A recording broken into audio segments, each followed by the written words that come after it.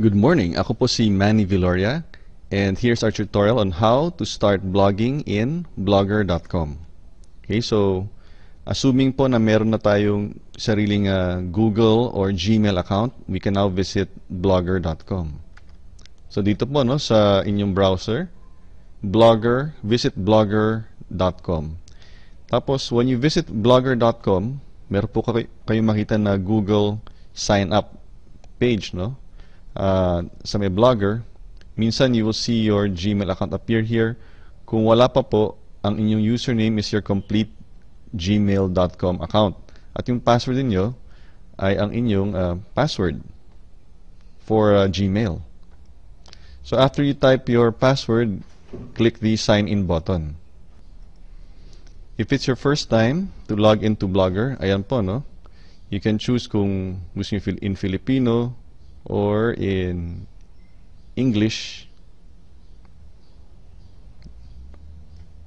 Yung English po dito, hindi po sa letter E, nasa letter I. Kasi yung default dito, kung nasa Pilipinas po tayo, ay in Filipino. So yan po, no? Choose na lang po kayo kung ano yung field ninyong makita. So ito, kumpirmahin ang iyong profile.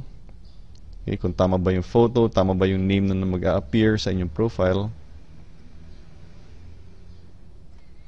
Tapos, click lang itong magpatuloy sa Blogger or continue to Blogger. After clicking yung magpatuloy sa Blogger or continue to Blogger, ang assumption po dito, wala pa tong blog, itong account na ito.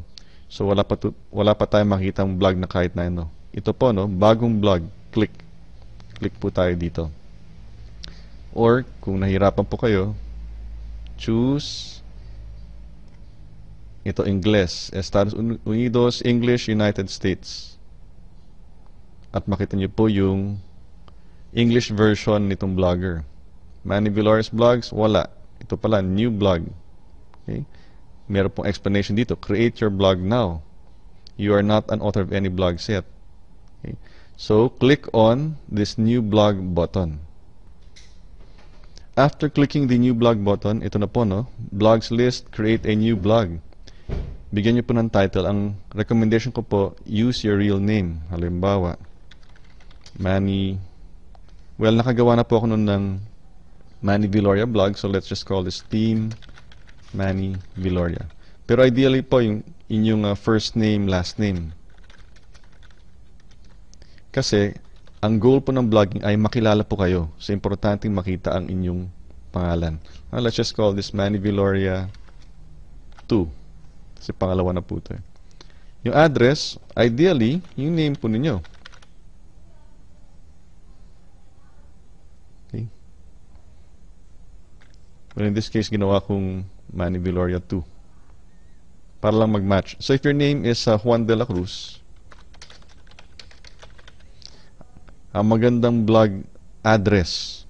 Kumbaga, ito po yung itatype ng mga visitors nyo para mapunta sa inyong blog. Juan de la Cruz. Kung hindi na siya available, you can add something else like Juan de la Cruz, Manila. Okay, ganun po yun. So, Manny Villoria. Tayo. Manny Villoria. Mukhang not available. So, Manny Villoria 2. Kaya lang po. Ang importante, you're building a blog about you. Ang pangalan po ninyo, wag po SWA. Wag po yung ibang internet business. Remember, build your name first and then your business second. Okay? So yan po, importante po ito. Kailangan ito po yung pangalan ninyo. For template, ano yung forma ninyong blog? Let's make it simple. So, by default, naka-choose na itong simple. And then we scroll down. Anyway, pwede po kayo mag-browse ng other templates at mag-customize ng blog. Pero for now, click lang itong simple. Or actually, hindi mo na kailangan i-click kasi naka-highlight na po siya. And then click this Create Blog button. After clicking the Create Blog button, ayan, makita nyo na po na may laman na po ang inyong blogs. Kanina po wala ito eh. Ito, your blog has been created. Start posting. click po natin itong Start Posting link. Kung makita niyo po itong mention people in your posts with Google+, i-X nyo lang po muna yan. Ito po ay isang post, blog post. Okay, mamaya makita niyo po yung blog page. For now, blog post. Click po tayo rito sa post title. At ang ating first post would be my first post. Ganyan lang po. Tapos dito, click po tayo dito sa rectangle na ito. Click po tayo dyan and type, "Hi, this is my first post." O pwede rin Tagalog. Kumusta? Kumusta na po kayo? Ito ang aking unang poste. Ganun lang. Tapos, pwede po kayo mag-save. Kung hindi pa po kayo tapos magsulat, pwede pong i-preview o pwede po ninyong i-publish.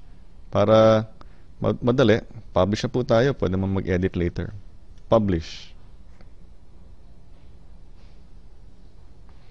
Tapos lalabas itong share in Google.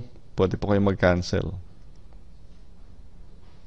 At makikita po natin na sa ating listahan ng ating mga blogs, meron tayong blog. Tapos sa blog na ito, meron isang post na untitled is my first post. Pwede pong i-edit, pwede nyo pong i-view. Okay? Let's view. Click po natin ito. At ganyan lang po, no? Ganyan lang po kadali magsimula sa blogger.com. There is your first post. Yung address po, ito, no? mannyviloria2.blogspot.com. Ito po yung tinype natin kanina. So, yung tinype natin kanina, pwedeng Juan de la Cruz Manila. Ideally, dapat po yung pangalan ninyo. And that's how easy it is to make your first post. Itong post para po itong diary entry. Ito, June. In June, meron akong nilagay na bagong article, blog post. As short as one sentence. Hindi pala one sentence. 1, 2, 3, 4. 4 sentences. Ganun lang po ka-simple yan. Ngayon, balik po tayo sa Blogger. Click po natin ito. Oh. Ayan, babalik po tayo dito sa main page ni Blogger. Nakalagin pa po tayo. Ito po yung ating newly created blog. Pag click po ito, ayan po, no, create new post. Nakapagawa na po tayo ng new post kanina. Ngayon, let's try something different. Ito po, no? More options. Click po natin ito. And then choose pages. Ito po. After clicking pages, let's click on new page. So when we click on new page, ito po, no? Choose blank page. So click blank page. Tapos, kanina po post ito, no? Ito ngayon ay page. Yung page, ito po yung about you. For example, about Manny Viloria. Tapos click po tayo dito. Write something about you. Hello, ako po si Manny Viloria. Isang internet marketing coach na tumutulong sa... Taga, i-pause